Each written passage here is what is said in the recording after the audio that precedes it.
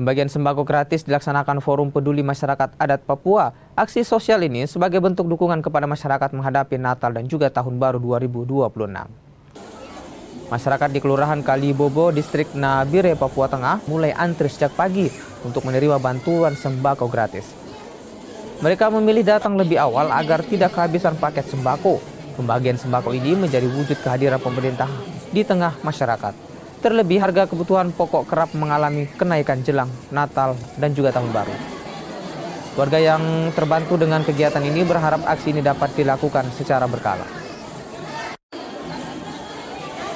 Mulai tahun 2021 sampai hari ini, banyak rakyat Papua yang mengomel, bahkan menyangkal anugerah yang turun dari sorga lewat pemerintah Indonesia, yaitu Otsus. Mengomel bahwa Otsus tidak berhasil.